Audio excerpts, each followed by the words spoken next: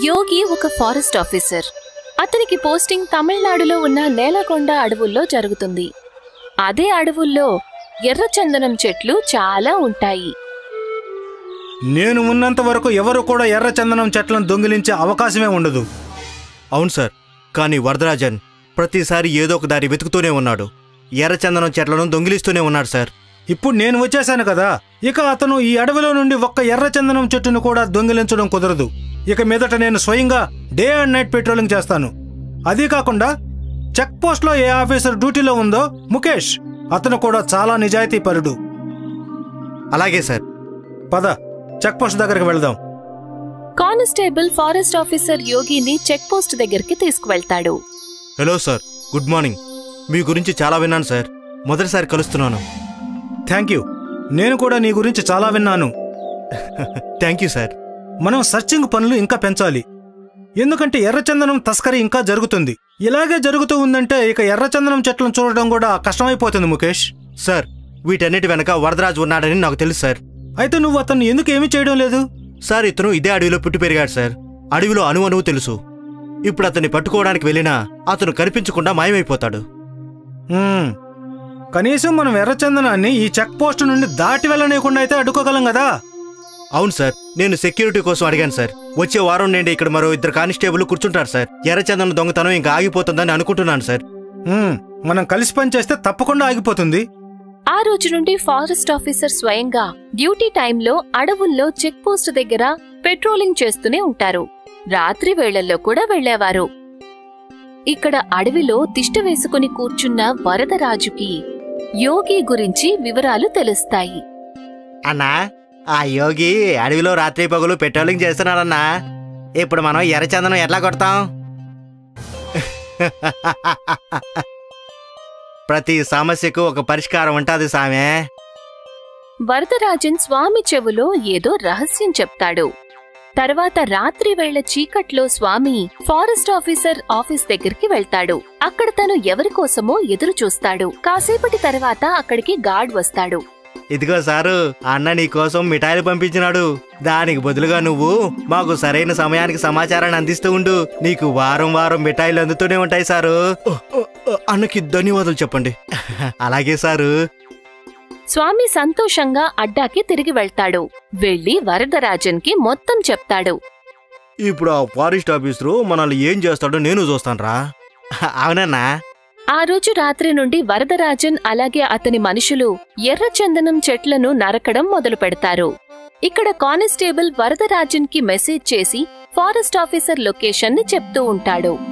Forest officer దక్షిణ దిక్కున వెళ్తూ ఉన్నప్పుడు వరదరాజన్ మనుషులు ఉత్తర దిక్కున చెట్లను నరుకుతూ ఉండేవాళ్లు. అలాగే ఒకవేళ యోగి ఉత్తర దిక్కున వెళ్తున్నాడు అంటే ఆ సమయంలో దక్షిణ దిక్కున చెట్లు నరికేవారు. ఆ విధంగా ఎన్నో రోజులు గడిచిపోతాయి. అలా ఒకరోజు ఉత్తర దిక్కున ఎర్రచందనం చెట్లను నరికి వరదరాజన్ మనుషులు అప్పుడే వెళ్తారు. యోగి అక్కడికి చేరుకున్నాక అతని దృష్టి తాజాగా నరికిన చెట్టు మీద పడుతుంది. ఈ చెట్టుని ఇవాళే నరికినట్టు ఉన్నారు. నేను ఇందాకటి నుండి ఇక్కడే కదా తిరుగుతున్నాను. మరి నాకు తెలియకుండా ఈ ఎర్రచందనం చెట్టుని ఎవరైనా ఎలా నరకగలరు? ఏదో గందరగోళం ఉంది. యోగి ఏమీ మాట్లాడకుండా జీప్లో కూర్చుని దక్షిణ దిక్కువైపు ప్రయాణిస్తాడు. అక్కడికి వెళ్లిన తర్వాత కూడా అతనికి తాజాగా నరికిన ఎర్రచందనం చెట్లు కనిపిస్తాయి. దీనిని కూడా ఇవాళే నరికారు అంటే ఇప్పుడు కూడా వరదరాజన్ ఎర్రచందనం చెట్లను దొంగిలిస్తున్నాడు. నేను ఇదంతా వెంటనే అరికట్టాలి. బండిని చెక్ పోస్టుకు పోనివు. యోగి జీప్లో కూర్చుంటాడు. అప్పుడు గార్డ్ బండిని చెక్ పోస్ట్ దగ్గరికి తీసుకెళ్తాడు. ఏమైంది సార్, మీరు చాలా టెన్షన్గా ఉన్నారు ఎందుకు? నేను నీతో ఒంటరిగా మాట్లాడాలి. అలాగే సార్, రండి లోపల కూర్చొని మాట్లాడతాం. చెక్ పోస్ట్ దగ్గరున్న చిన్న గదిలో ఫారెస్ట్ ఆఫీసర్ యోగి, ఇన్స్పెక్టర్ ముఖేష్ మాట్లాడుకుంటారు. చెప్పండి సార్, ఇక్కడ మన ఇద్దరు మాటలు ఎవరు వినలేరు. ముఖేష్, ఇప్పుడు కూడా అడవిలో ఎర్రచందనం చెట్లను నరుకుతున్నారు. ఇటువైపు ఏదైనా పెద్ద బండి వెళ్ళిందా? లేదు సార్, ఇంతవరకు లేదు. కానీ రేపైతే ట్రక్కులు వస్తాయి సార్, అడవిలో రోడ్డు వేయడానికి ఇసుక తీసుకుని. అయితే ఖచ్చితంగా ఎర్రచందనం అందులోనే వెళ్తుంది. రేపు నేను ఎట్టి పరిస్థితుల్లో ఆ ట్రక్కుని చెక్ పోస్ట్ దాటి వెళ్ళనివ్వను సార్. నేను కూడా ఆ వరదరాజుని పట్టుకుంటాను. అలాగే సార్. ఇక్కడ అడవిలో వరదరాజన్ తన అడ్డాలో పన్నాగాలు పన్నుతూ ఉంటాడు. రేపు వచ్చే ఇసుక ట్రక్కులో ఎర్రచందనాన్ని పూర్తిగా నింపేసి బయటికి తీసుకెళ్ళాలి కదన్నా. లేదురా, ఈ పాటికి ఆ ఫారెస్ట్ ఆఫీసర్కి మొత్తం అంతా తెలిసిపోయి ఉంటుంది. రేపు అతను చెక్ పోస్ట్లో మనందరి కోసం ఎదురు చూస్తూ ఉంటారా. అయితే మనం ఇప్పుడు ఏం చేయాలి? ఎర్రచందనాన్ని అడవి నుంచి బయటికి ఎలా తీసుకెళ్లాలన్నా? వరదరాజన్ తన పన్నాగాలని పన్నుతుంటాడు. మరుసటి రోజు ఉదయం ఇసుక ట్రక్కు అడవిలోకి వస్తుంది. ఇన్స్పెక్టర్ ముఖేష్ ఫారెస్ట్ ఆఫీసర్ యోగికి ఫోన్ చేసి ఆ విషయం చెప్తాడు. సార్, ట్రక్ వచ్చేసింది, మీరు కూడా వచ్చేయండి. ఓకే. ఆ ట్రక్ కన్స్ట్రక్షన్ సైట్ కి చేరుకుంటుంది. అక్కడ ట్రక్ ఇసుక మొత్తాన్ని అన్లోడ్ చేస్తుంది. ఆ తర్వాత వరదరాజన్ అలాగే అతని మనుషులు అందులో ఒక ఎర్ర చందనం మొక్కని లోడ్ చేస్తారు. ఇక్కడ ఫారెస్ట్ ఆఫీసర్ అలాగే గార్డ్ జీప్ లో బయలుదేరతారు. కానీ వాళ్లకి దారిలో కొన్ని పడిపోయిన చెట్లు కనిపిస్తాయి. సార్, చుట్టూ తిరిగి వెళ్లాల్సి ఉంటుంది సార్. ఇదంతా ఆ వరదరాజనే చేసుంటాడు. త్వరగా పద, ఇవాళ వాడిని పట్టుకోవాల్సిందే. వరదరాజన్ అక్కడ్నుంచి వెళ్లిపోతాడు.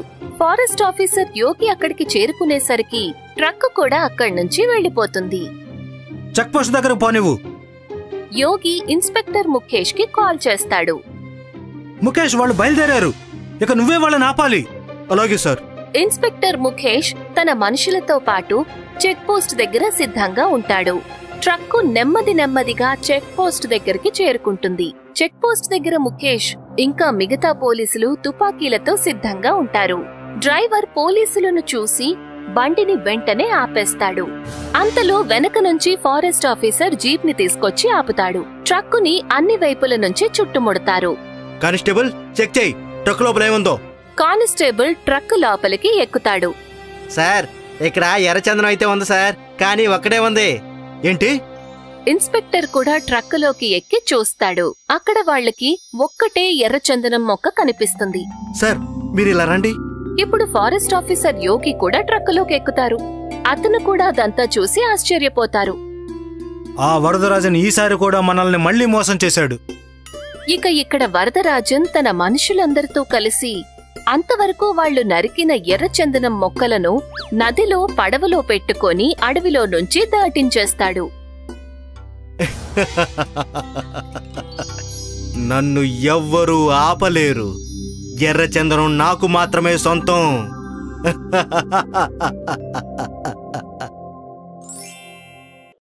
అనంతపూర్ గ్రామంలో నరేంద్ర అని ఒక వ్యక్తి ఉన్నాడు. నరేంద్రకి ఆ గ్రామంలో ఒక దాబా ఉంది. నరేంద్ర నిజాయితీగా అతని దాబా నడిపేవాడు. ఇంకా మిగిలిన భోజనం ఏమైనా ఉంటే చుట్టుపక్కల ఉన్న కుక్కలకు తినిపించేవాడు. ఒకరోజు అతని దాబా బయటికి ఒక కోతి వచ్చింది. అరే, నీకు కూడా రోటీ కావాలా? రా రా రా రా, తిను. నరేంద్ర ఆ రోటీ కింద పెడతాడు. ఇంకా ఆ కోతి టక్కున ఆ రోటీ తీసుకుంటుంది. అరే వా! నరేంద్ర ఇంకా కొన్ని రోటీలు కింద పెడతాడు. కోతి వాటిని తీసుకుని అక్కడి నుంచి వెళ్ళిపోతుంది. అది రోజు సాయంత్రం నరేంద్ర దాబా దగ్గరికి వచ్చేది. నరేంద్ర రోజు దానికి మిగిలిన రోటీలు తినిపిస్తూ ఉండేవాడు. మీరు ఆ కోతికి చెడ్డ అలవాటు నేర్పించారు సార్. రోజు ఈ టయానికి ఇక్కడికి వచ్చేది నిలబడుతుంది. ఇంకా మీరు దానికి మంచి రొట్టెలు కూడా తినిపిస్తున్నారు. అరే అశోక్, ఏమీ పర్వాలేదు. నీకు నాకు కుటుంబం ఉన్నట్లుగానే ఆ కోతికి కూడా కుటుంబం ఉంది. అందుకే అది రోటీ తీసుకుని వెళ్తుంది. అరే, అది మీకెలా తెలిసింది సార్? ఒకవేళ అది ఒంటరిది అయితే మొత్తం ఇక్కడే తినేసేది. దానికి కుటుంబం ఉంది కాబట్టే ఇక్కడి నుంచి రోజు తీసుకెళ్తుంది. ఖచ్చితంగా అది ముందు పిల్లలకి తినిపించాకే అది కూడా తింటుంది. అందుకే నేను రోజు కూడా దానికి రోటీ వేస్తున్నాను. ఉండొచ్చు. ఇంకా వెళ్ళు, దానికి రోటీ ఇవ్వు. కావాలంటే ఇంకో 2 ఇవ్వు. దానితో మనకొచ్చే నష్టమేమీ లేదులే. అశోక్ ఆ కోతి ముందు 2 రోటీలు పెడతాడు. ఇంకా అది ఆ రోటీలు తీసుకుని వెళ్ళిపోతుంది. రోజూ అలానే గడిచేది. ఇంకా కోతి తన పిల్లలతో కలిసి రోటీ తీసుకోవడానికి వచ్చేది. ఇప్పుడు నరేంద్ర వాటికి ఎక్కువ రోటీలు ఇచ్చేవాడు. నరేంద్ర దాబా కూడా ఇప్పుడు బాగా నడవసాగింది. అందుకే అతను ఇంకొక అబ్బాయిని పనికి పెట్టుకున్నాడు, మాణిక్. అశోక్ వంట పని చేసేవాడు. ఇంకా మాణిక్ ఆ భోజనాన్ని కస్టమర్లకి సర్వ్ చేసేవాడు. అంతా బాగా నడుస్తూ ఉంటుంది. ఇంకా ఒకరోజు నరేంద్రకి యాక్సిడెంట్ అవుతుంది. నరేంద్రకి హాస్పిటల్లో వైద్యం చేయించారు. అతని ప్రాణాలకు ఎలాంటి ప్రమాదం జరగలేదు, కానీ అతని కాలు పని చేయకుండా అవుతుంది. ఇప్పుడు అతను కుంటివాడవుతాడు.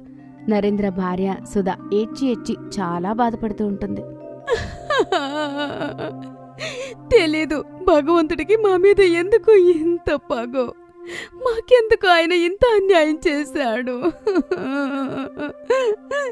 అయ్యో సుధా, భగవంతుడికి ధన్యవాదాలు చెప్పు. నేనింకా ప్రాణాలతో ఉన్నా. కానీ మీరు జీవితం ఎలా గడుపుతారు చెప్పండి. భగవంతుడు ఎలా అనుకుంటే నేను కూడా అలానే బ్రతుకుతాను. నరేంద్ర ప్రతి విషయంలో మంచిని వెతుకుతూ ఉంటాడు. అతనికి యాక్సిడెంట్ అయ్యి అతను కుంటివాడైనా సరే అతను ప్రాణాలతో ఉన్నందుకు అతను ఆనందంగా ఉంటాడు. నరేంద్ర యాక్సిడెంట్ తర్వాత దాబా చాలా రోజులు మూసి ఉంటుంది. నరేంద్ర తన ఇంట్లోనే ఉండేవాడు. అలా ఎలా జరుగుతుంది? నేను డాబా తెలిసి తీరాల్సిందే. కానీ మీరు ఒంటరిగా ఏం చేస్తారు? అరే సుధా, నేను ఒంటరిగా ఎందుకున్నాను? నువ్వు ఉన్నావు కదా నాకు తోడుగా. మనిద్దరం కలిసి తిరిగి ధాబా తెరుద్దాము, సరేనా? సరే. నరేంద్ర ఎలా అయినా అతని పరిస్థితి మార్చుకోవాలనుకుంటాడు. మరుసటి రోజు ఉదయం నరేంద్ర ఇంకా సుధా వాళ్ళ దాబాకి వెళ్తారు. దాబా చాలా చెత్తగా ఉంటుంది. దాబానైతే మనం శుభ్రం చేశాము, కానీ దీన్ని ఎలా వాడాలి? చూడు సుధా, నేను వంట చేస్తాను, నువ్వు దాన్ని కస్టమర్కి సర్వ్ చెయ్యి, ఇంకా టేబుల్స్ క్లీన్ చెయ్యి. కొన్ని రోజుల తర్వాత మనకు డబ్బులొస్తే మనం ఒక పనివాణ్ణి పెట్టుకుందాం, సరేనా? సరే. అలా ఆలోచించి నరేంద్ర మళ్ళీ దాబా మొదలుపెట్టాడు. అతను భగవంతుడికి పూజ చేసి పొయ్యి వెలిగించాడు. కాసేపటికి కొంతమంది కస్టమర్లు వచ్చారు. అరే వా, చాలా రోజుల తర్వాత దాబా తెరిచారు. కానీ కస్టమర్లు నరేంద్ర కాలు చూసిన తర్వాత వాళ్ళకి అతని మీద సానుభూతి కలుగుతుంది. అరరరే, అనుకోలేదు ఇలా జరుగుతుందని. అయినా తలరాతని ఎవరు మార్చగలరు? మీరు నాకు ఒక లంచ్ ప్లేట్ ఇవ్వండి. సరే సార్. నరేంద్ర భోజనం వడ్డిస్తూ ఉంటాడు. ఇంకా సుధా కస్టమర్లకి భోజనం వడ్డించేది. వాళ్ళ బండి అలా నడుస్తూ ఉండేది. మొదటి కన్నా తక్కువ కావచ్చు, కానీ ఇద్దరూ కలిసి డబ్బులు సంపాదించేవారు. అలానే కొన్ని రోజుల వరకు అంతా బాగా నడుస్తూ ఉంటుంది. నరేంద్ర గారు ఆ కోతికి మళ్లీ రోటీలు ఇవ్వడం మొదలుపెట్టారు. ఆ కోతి కూడా రోజూ దాబాకి రావడం మొదలుపెట్టింది. ఒకరోజు సుధా ఆరోగ్యం అస్సలు బాగుండదు. అయినా తను దాబాకి వెళ్లడానికి తయారైంది. అరే సుధా, నువ్వు ఈ పరిస్థితుల్లో ఎలా పనిచేస్తావు? నీ ఆరోగ్యం అస్సలు బాలేదు. నువ్వు విశ్రాంతి తీసుకోవాలి. ఇవాళ దాబా నేను ఒంటరిగా చూసుకుంటాను, ఏం బాధపడకు. కానీ మీరు అన్ని ఒంటరిగా ఎలా చూసుకుంటారు? అరే నువ్వు కంగారు పడకు, నేను చేసుకుంటానులే. నేను కుంటివాణ్ణి అయినప్పటి నుంచి నీకు పని చాలా ఎక్కువయింది. ఇవాళైనా విశ్రాంతి తీసుకో. సుధా విశ్రాంతి తీసుకోవాలి అని అనుకోదు. అయినా నరేంద్ర తనని ఇంట్లో విశ్రాంతి తీసుకోమని చెప్తాడు. నరేంద్ర ఒంటరిగా దాబాకి వెళ్తాడు. అతని దాబా తెరుస్తాడు. కొంత సమయం తర్వాత కస్టమర్ వస్తారు. 2 టీ ఇవ్వండి. తెస్తున్నాను. నరేంద్ర స్వయంగా టీ తయారు చేసి స్వయంగా కస్టమర్లకి కర్ర సహాయంతో టీ ఇస్తూ ఉంటాడు. అలానే అతను కుంటుకుంటూ భోజనం వడ్డిస్తూ ఉంటాడు. రోజూ వచ్చే కోతి అతని కష్టం చూస్తూ ఉంటుంది.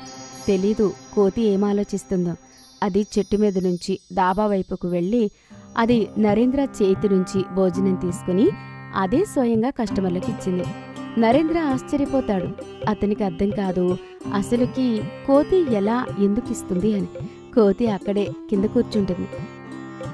3 లంచ్ ప్లేట్లు కూడా. ఇప్పుడే తెస్తున్నా. లంచ్ ప్లేట్ వడ్డిస్తూ ఉంటాడు. ఇంకా అతను వడ్డీగానే ఆ కోతి ఆ ప్లేట్ తీసుకుని జాగ్రత్తగా దాన్ని కస్టమర్ టేబుల్ దాకా తీసుకుని వెళ్తుంది. తర్వాత కోతి 2వది, ఆ తర్వాత 3వది. అందరు కస్టమర్లు ఆశ్చర్యపోతారు. అరే అన్నా, ఇది చాలా బాగుంది. కానీ మీ ధాబాలో కోతి పనిచేస్తుంది? లేదు సార్, ఈ కోతి నాకు సాయం చేస్తుంది. నేను దానికి రోటీ పెట్టాను, కానీ అది పాపం నాకు సహాయం చేయడానికి పనిచేస్తుంది అంతే. ఓహో అవునా. రోజంతా కోతి నరేంద్ర కోసం పనిచేసింది. సాయంత్రం నరేంద్ర కోతికి 3-4 రోటీలు ఇస్తాడు. రోటి తీసుకుని కోతి పరిగెడుతుంది. ఇంకా ఇది తిరిగి రాదనుకుంటా. కాసేపటికి కోతి తిరిగి వచ్చేసరికి ఇప్పుడు కోతి వెంట దాని 2 పిల్లలు ఇంకా దాని భార్య కూడా ఉన్నారు. కోతి దాని పిల్లల్ని పక్కనే ఉన్న చెట్టు పైన కూర్చోబెట్టి అది ఇంకా దాని భార్య వచ్చి డాబా లోపల కూర్చుంటారు. కస్టమర్లు భోజనం అడగగానే కోతి ఇంకా దాని భార్య కలిసి కస్టమర్లకు భోజనం తెచ్చి ఇచ్చేవి. ఉదయం నుంచి సాయంత్రం వరకు అలానే నడుస్తూ ఉంటుంది. ధన్యవాదాలు మిత్రమా. నరేంద్ర కోతి కుటుంబం కోసం మంచి భోజనం తయారు చేస్తాడు. ఇంకా కోతి ఇంకా దాని కుటుంబానికి పెడతాడు. రోజు కోతులు డాబాకి భోజనం చేయడానికి వచ్చేవి. తమిళనాడుకి చెందిన కన్యాకుమారి దక్షిణ భారతదేశానికి ఆఖరిలో ఉంటుంది. దాని ముందు విశాలమైన హిందూ మహాసాగరం ఉంటుంది. అది ముందుకు వెళ్లి మంచు ప్రదేశమైన అంటార్క్టికా మహాద్వీపాన్ని తాకుతుంది. ఈ కథ కన్యాకుమారికి దగ్గర్లో ఉన్న పుటస్పూర్ అనే గ్రామంలో ఉండే అబ్దుల్కి చెందింది. అబ్దుల్ ఒక గొర్రెల కాపరి. అతని దగ్గర చిన్నవి పెద్దవి మొత్తం కలిపి 20 గొర్రెల దాకా ఉంటాయి. గుర్తుపట్టడం కోసం అబ్దుల్ వాటి శరీరం మీద తెల్లని పెయింట్తో నంబర్లను రాసుంటాడు. నాన్నా, 15వ నంబర్ గొర్రెకి పెయింట్ ఊడిపోతోంది. నేను స్కూల్ నుంచి చాక్ తీసుకొచ్చాను. నేను దానిమీద నంబర్ని రాయినా? అలాగేనమ్మా సకీనా, రాయ్. ఎప్పుడైతే సకీనా గొర్రె మీద నంబర్ రాయడానికి వెళ్తుందో అప్పుడు అబ్దుల్ భార్య హమీదా ఇలా అంటుంది, సకీనాకి ఫీజు కట్టాలి. గయాజ్ కూడా మొబైల్ కోసం ఏడుస్తున్నాడు. గొర్రె నంబర్ 13 ముసల్దైపోయింది. దాన్ని అమ్మేయండి, మనకి డబ్బులు కావాలి. సరే, నేను ఇవాళ సాయంత్రం మోహిత్ బాయ్ దగ్గరికి వెళ్తాను. ఏదైనా గొర్రె ముసల్దయ్యింది అంటే అబ్దుల్ దానిని ఏదైనా మటన్ షాప్ దగ్గరికి తీసుకువెళ్తాడు. రా అబ్దుల్ రా, ఇవాళ ఏం సరుకు తీసుకొచ్చావు? ఇవాళ సరుకు అయితే చాలా బాగా ఉంది. దీనికి నాకు 15,000 రూపాయలు ఇవ్వాల్సి ఉంటుంది. ఈ గొర్రెకు నేను 15,000 రూపాయలు ఇవ్వలేను. ఇటువంటివి నాకు 7-8 వేలకే దొరుకుతాయి. అయినా సరే, నువ్వు బాగా తెలిసిన వాడివి కాబట్టి నేను నీకు 10,000 రూపాయలు ఇస్తాను. అంతకంటే ఎక్కువ ఈ గొర్రెకు ఎవ్వరూ ఇవ్వరు. అబ్దుల్ గొర్రెను 10,000కు అమ్మేస్తాడు. తను కొన్ని మిఠాయిలను డబ్బులను తీసుకుని ఇంటికి వెళ్తాడు. ఎంతకమ్మారు గొర్రెను? మోహిత్ బాయ్ 10,000 రూపాయలు ఇచ్చారు గొర్రెకు. మోహిత్ మీకు చాలా తక్కువ ధర ఇస్తున్నారు. మీరు వేరే ఏదైనా దుకాణానికి ఎందుకు వెళ్లట్లేదు? మోహిత్ బాయ్ నాకు చాలా బాగా తెలిసిన వ్యక్తి. ఆయన సరైన ధరనే ఇస్తారు. 10,000కి సకీనా ఫీజ్ ఇంకా గయాజ్ మొబైల్ 2 పనులు అయిపోతాయా? 3,000 నా దగ్గర ఉన్నాయి. 13,000కి 2 పనులు అయిపోతాయి. పిల్లలకి ఈ మిఠాయిని పంచు. అబ్దుల్ ఎప్పుడైనా గొర్రెను అమ్మితే తనకి చాలా బాధ కలుగుతుంది. ఎందుకంటే గొర్రెలను పెంచి వాటి మీద ప్రేమ పెంచుకుంటాడు. కాని అబ్దుల్కి అమ్మడం తప్ప వేరే దారి ఉండదు. గుర్రం గడ్డితో స్నేహం చేస్తే ఏం తింటుంది? వాళ్ల ఇల్లు చాలా పాతది, పాడుబడి ఉంటుంది. రాత్రివేళ అందరూ పడుకున్నప్పుడు చాలా పెద్ద వర్షం కారణంగా ఇంటి పైకప్పులోని ఒక భాగం గయాస్ కాలి మీద పడుతుంది. గయాస్ కాలికి చాలా గాయం అవుతుంది. ఇంటి పైకప్పుకి కన్నం పడుతుంది. గయాస్ కాలు వైద్యానికి చాలా డబ్బు ఖర్చవుతుంది. నేను మీకు ఎప్పటినుంచో చెప్తున్నాను ఇంటికి మరమ్మతు చేయించమని. ఇప్పుడు ఏమైందో చూడండి. ఇప్పుడు వైద్యానికి చాలా ఖర్చవుతోంది. ఈ కన్నాన్ని కూడా పూడ్చాలి. నా దగ్గర డబ్బులు ఎక్కడ ఉన్నాయి ఇంటికి మరమ్మత్తు చేయించడానికి? అయినా ఈ పాత ఇంటికి మరమ్మత్తు చేయించటం కూడా పిచ్చి పనే అవుతుంది. ఇది ఎప్పుడైనా కూలిపోవచ్చు. మీరు ఏదో ఒక విధంగా డబ్బు సంపాదించండి. వీలైనంత త్వరగా కొత్త ఇంటికి ఏర్పాటు చెయ్యండి. లేకపోతే మనకి ఉండటానికి కూడా నీడ ఉండదు. గొర్రెలను పెంచడం వల్ల పెద్దగా లాభాలేమీ కలగడం లేదు. నేను ఇంకేమైనా ఆలోచించాలి. అవును నాన్న, స్కూలు పిల్లలు కూడా మమ్మల్ని గొర్రెలకు అక్కయ్య అన్న అని ఎగతాళి చేస్తున్నారు. మీరింకేదైనా పని చేయండి నాన్న. మిఠాయిలంటే చాలా ఇష్టం. తను ఆలోచిస్తాడు, మిఠాయిలను అమ్మితే ఎలా ఉంటుంది అని. నేను కన్యాకుమారి వెళ్తాను. అక్కడ మిఠాయిలు తయారు చేసి అమ్ముతాను. కానీ మీకు మిఠాయిలు తయారు చేయడం రాదు కదా? నేను ఏదైనా దుకాణంలో పనిచేసి మిఠాయిలు తయారు చేయడం నేర్చుకుంటాను. నాన్న, మీరు మిఠాయిలు తయారు చేయడం నేర్చుకోవడానికి ఎక్కడా పనిచేయనక్కర్లేదు. ఆ రోజు మీరు మిఠాయిలు తీసుకొచ్చారు కదా, అప్పుడు నేను యూట్యూబ్లో మిఠాయిల్ని ఎలా తయారు చేయాలనేది చూశాను. అబ్దుల్ గొర్రెలన్నిటినీ కూడా అమ్మేస్తాడు. ఆ తర్వాత కన్యాకుమారికి వెళ్లి మిఠాయిలు తయారు చేసే వస్తువుల్ని కొంటాడు. వాటిని దుకాణంలో అమ్మటం మొదలు పెడతాడు. కోవాలు కిలో ఎంత?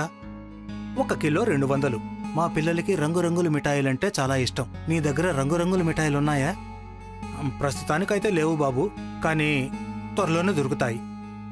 నెమ్మది నెమ్మదిగా అబ్దుల్ వ్యాపారం పెరుగుతుంది. తన దుకాణం నగరంలో అబ్దుల్ మిఠాయి దుకాణం అని ఎంతో ప్రసిద్ధి చెందుతుంది. ఎప్పుడైతే అబ్దుల్ దగ్గరికి డబ్బులు చేరతాయో అప్పుడు తను కొత్త ఇంటిని కట్టించుకుంటాడు. పిల్లలు, మీ పరీక్షలు పూర్తయిన తర్వాత మనం శ్రీలంక తిరగడానికి వెళదాము. అబ్దుల్ కుటుంబం శ్రీలంక తిరగడానికి వెళ్ళినప్పుడు తనతో పాటు తన దుకాణం మిఠాయిలు కూడా తీసుకువెళ్తాడు. వాళ్ళు శ్రీలంక వాళ్లకి ఉచితంగా మిఠాయిలు ఇస్తారు.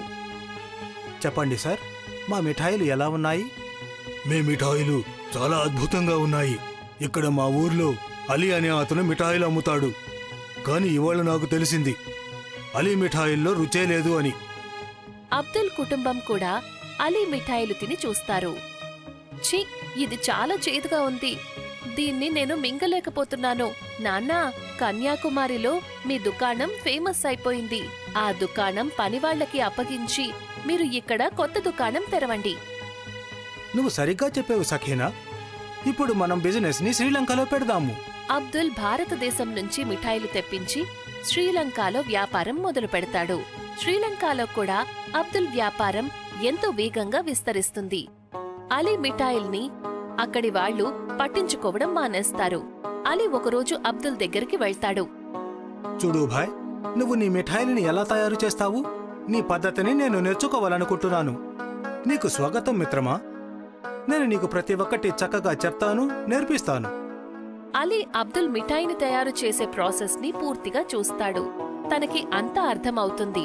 తేడా కేవలం క్వాలిటీలో మాత్రమే ఉంది అని. అబ్దుల్ భాయ్, నువ్వు ఎంతో మంచి క్వాలిటీని ఎందుకు ఉపయోగిస్తున్నావు? లో క్వాలిటీని ఉపయోగించు. ఖర్చు తక్కువ అవుతుంది, లాభాలు ఎక్కువగా వస్తాయి. లేదు, నేను అలా చెయ్యలేను. నేను నా కస్టమర్లకి వీలైనంత మంచి క్వాలిటీ సరుకు ఇవ్వాలనుకుంటున్నాను. నువ్వు కూడా నీ సరుకు క్వాలిటీని పెంచుకో.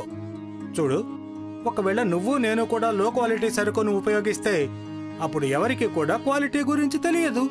మన ఇద్దరికీ లాభం కలుగుతుంది. నీకు కావాలంటే నేను నా ఇంపోర్టర్తో మాట్లాడతాను. అతను నీకు చౌకగా సరుకును సరఫరా చేస్తాడు. లేదు లేదు, నాకు చౌక సరుకు వద్దు. ఈ వ్యక్తి కనుక ఇక్కడ ఉన్నాడు అంటే అప్పుడు నా వ్యాపారం పూర్తిగా మూతబడిపోతుంది. అలీ ఒక ఆవిడికి కొంత డబ్బులిస్తాడు. తనని అబ్దుల్ దగ్గరికి పంపిస్తాడు. నా దగ్గర డబ్బులేవు, కానీ నాకు మిఠాయి తినాలని చాలా ఆశగా ఉంది. మీరు నాకు మీ మిఠాయిని తినిపిస్తారా? అలాగే సిస్టర్, మీకు ఎంత కావాలంటే అంత తినండి. దేవుడి దయ వల్ల మీరు తినడం వల్ల నాకు ఎటువంటి నష్టమూ రాదు. మీ గొంతు మిఠాయిలాగా తియ్యగా ఉంది. మీరు నన్ను సిస్టర్ అనకండి. నా పేరు రసీలి. మీరు నన్ను ఆ పేరుతోనే పిలవండి. నేను మిమ్మల్ని ఒంటరిగా కలవాలనుకుంటున్నాను. మీ దగ్గర టైం ఉందా? అలీ ప్లాన్ ఏంటంటే రసీలి అబ్దుల్ని తన వలలో వేసుకోవాలి అని. ఆ తర్వాత తన మీద తప్పుడు నింద వేసి తనని అవమానించి జైలుకు పంపించాలి అని. కాని అలీ ప్లాన్ సఫలం కాలేదు. అబ్దుల్ రసీలి మాటలను బట్టి అంచనా వేశాడు. ఆ తర్వాత స్ట్రిక్ట్ గా, నేను పెళ్ళైన వ్యక్తిని, అందుకని నేను నిన్ను ఒంటరిగా కలవలేను. అతను ఆడవాళ్ల వలలో పడే మనిషి కాదు. నువ్వు ఇంకేదైనా ఆలోచించు. అలీ తనకి తెలిసిన ఒక మంత్రి దగ్గరికి వెళ్తాడు. మంత్రి గారు, అబ్దుల్ అనే ఒక భారతీయుడు నన్ను చాలా ఇబ్బంది పెడుతూ ఉన్నాడు. మీరు ఏదొక విధంగా తన మీద కేసు పెట్టి మళ్ళీ తనని తమిళనాడుకు పంపించేయండి. ప్రస్తుతం నేను భారత్ సర్కార్తో మంచిగా ప్రవర్తించాలి. భారత్ సర్కార్ అన్ని విధాలా మనకు సహకరిస్తుంది. ఈ సమయంలో భారతీయ వ్యాపారాన్ని కష్టపెట్టడం మంచిది కాదు. నువ్వు ఇంకేదైనా ఆలోచించుకో. అలీ కోప్పడతాడు. ఇంటికి వెళ్ళిపోతాడు. ఏమైంది? ఈ మధ్య మీరు ఎందుకిలా విసుగ్గా ఉంటున్నారు? ఇప్పుడు నా విసుగు గురించి నీకెందుకు? నీకు మంచి నగలు దుస్తులు కావాలంతే కదా? మంచి నగలు బట్టలు కావాలనుకోవడంలో తప్పే ఉంది. కాని మీ విసుక్కి కారణమేంటో చెప్పండి. నేను మీకేదైనా సలహా ఇవ్వగలనేమో. అలీ తన భార్యకి సమస్య గురించి చెప్తాడు. మా అన్నయ్య షారుఖ్ అంటార్టికా యాత్రకు వెళ్తున్నాడు. ఆ వ్యక్తిని పడవలో కూర్చోపెట్టి అంటార్టికాలో పడేయించు. అక్కడ ఎటు చూసినా మంచే. అతను అక్కడే చస్తాడు. అలీ మరిది ఏ రోజైతే అంటార్టికాకి వెళ్తూ ఉంటాడో సరిగ్గా ఒక్కరోజు ముందు అలీ కొంతమంది ముసుగు వేసుకున్న గూండాల ద్వారా అబ్దుల్ని కిడ్నాప్ చేయిస్తాడు. అబ్దుల్ కాళ్ళు చేతులు కట్టేసి కళ్ళకి గంతలు కట్టి షిప్లో పడుకోబెట్టేస్తాడు. అలీ మరిది అబ్దుల్ని మంచు ప్రదేశమైన అంటార్టికాలో పడేస్తాడు. అక్కడ దూర దూరాల వరకు మంచు తప్ప ఇంకేమీ కనపడదు. ఏదో ఒక విధంగా అబ్దుల్ తన గంతల్ని తొలగిస్తాడు. నేను ఎక్కడ ఉన్నాను? ఇక్కడ చాలా చలిగా ఉంది, చాలా ఆకలిగా ఉంది. ఇక్కడ తినడానికి కూడా ఏమీ దొరకడం లేదు. అప్పుడే అబ్దుల్కి తనక వెనుక నుంచి ఎవరిదో శబ్దం వినిపిస్తుంది. అబ్దుల్ వెనుక ఒక తెల్ల ఎలుగుబంటి నిలబడి ఉంటుంది. ఎలుగుబంటి అతన్ని వెంబడిస్తుంది. అది అబ్దుల్ని అటు ఇటు పరిగెత్తిస్తుంది. భగవంతుడా, ఇప్పుడు ఈ సమస్యని ఎలా ఎదుర్కోవాలి? అబ్దుల్ చల్లటి నీళ్ల నదిలో దూకాల్సి వస్తుంది. అప్పుడు ఆ ఎలుగుబంటి అతన్ని వదిలేస్తుంది. ఈ ఎలుగుబంటి ఏదొకటి తింటుంది. నేను కూడా దాని వెనక వెళితే నాకు భోజనం లభిస్తుంది. అబ్దుల్ ఎలుగుబంటిని వెంబడించి వెళ్తాడు. ఎలుగుబంటి మరొక ఎలుగుబంటి దగ్గరికి వెళ్తుంది. అది నేల మీద పడి ఉంటుంది. పడిపోయి ఉన్న ఎలుగుబంటికి గాయమయ్యుంటుంది. దాన్నుండి రక్తం కారుతూ ఉంటుంది. నేను ఆ ఎలుగుబంటికి సాయం చెయ్యాలి. అబ్దుల్ భయపడుతూనే గాయపడిన ఎలుగుబంటి దగ్గరికి వెళ్తాడు. తన బట్టల్ని ఉపయోగించి దానికి కట్టుకడతాడు. ఇప్పుడు అబ్దుల్ దగ్గర వేసుకోవడానికి షర్ట్ కూడా ఉండదు. భగవంతుడా, నాకు సాయం చెయ్యి. అప్పుడే అబ్దుల్ కళ్ల ముందు ఒక దేవత ప్రత్యక్షమవుతుంది. నేను మంచు దేవత ఐసును. ఇక్కడ ప్రాణులను చూసుకుంటూ ఉంటాను. ప్రతి సంవత్సరం ఇక్కడికి వేటగాళ్లు వస్తారు. ఎలుగుబంట్లను వేటాడతారు. నువ్వు గాయపడిన ఎలుగుబంటికి సాయం చేశావు. నాకు చాలా సంతోషంగా ఉంది. అందుకే నేను నీకొక బహుమానం ఇవ్వాలనుకుంటున్నాను. దేవత అబ్దుల్కి ఒక కర్రను ఇస్తుంది. ఈ కర్రతో నువ్వు మంచును ముట్టుకో. నువ్వు ఏ వస్తువు కావాలనుకుంటావో మంచు ఆ వస్తువుగా మారిపోతుంది. నేను కన్యాకుమారి నుంచి వచ్చాను. ముందుగా నేను ఒక మంచి పడవను తయారు చేసుకుని ఇంటికి వెళ్తాను. కాని ఇంటికి వెళ్ళిన తర్వాత ఈ కర్ర వల్ల ఉపయోగం ఉండదు. ఎందుకంటే కన్యాకుమారిలో మంచు ఉండదు కదా. నువ్వు దాని గురించి కంగారు పడకు. నేను ప్రతి అమావాస్య రోజు రాత్రి 12 గంటలకు నీకు ఇక్కడ్నుంచి ఒక పెద్ద మంచు ముక్కను పంపిస్తాను.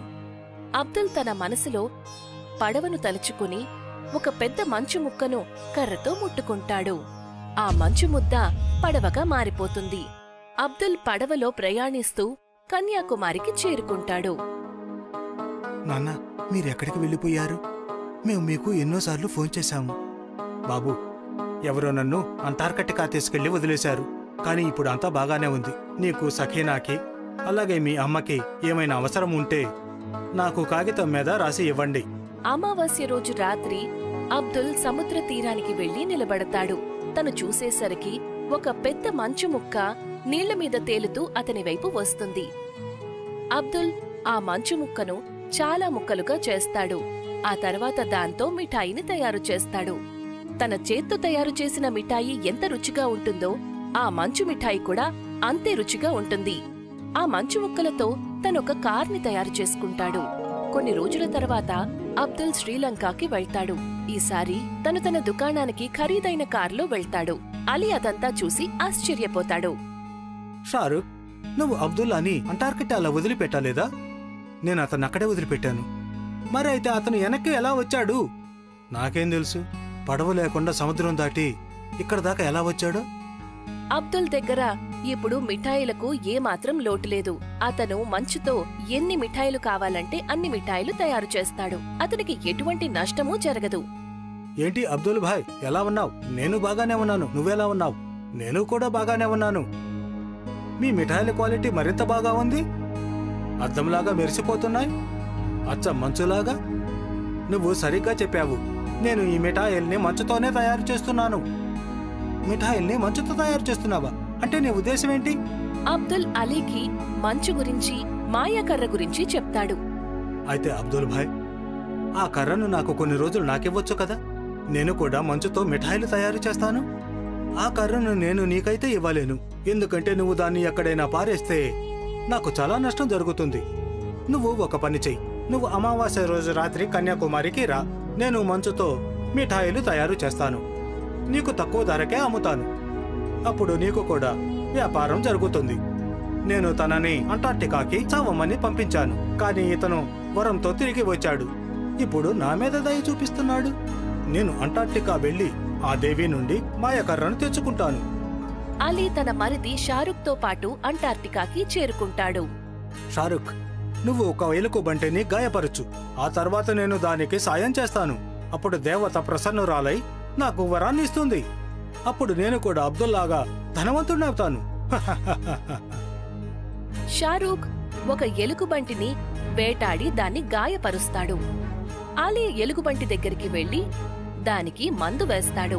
అప్పుడే మంచు దేవత అక్కడ ప్రత్యక్షమవుతుంది. నేను నీ మాటలు విన్నాను. నువ్వు నా వరంని పొందడానికి కావాలనే ఆ ఎలుగుబంటిని గాయపరిచావు. నీకు శిక్ష పడుతుంది. దేవత 4 ఎలుగుబంట్లను అలీ వెనక పంపిస్తుంది. అలీ తన ప్రాణాలను కాపాడుకోవడానికి చల్లని నదిలోకి దూకేస్తాడు. ఎవరైనా నన్ను ఇక్కడి నుంచి కాపాడండి. ఈ ఎలుకబంట్లు నన్ను తప్పించుకోనివ్వడం లేదు. క్షమించు దేవి, నన్ను దయచేసి క్షమించు తల్లి, కాపాడు తల్లి. ఆ విధంగా అలీ చేసిన దానికి శిక్ష అనుభవిస్తాడు.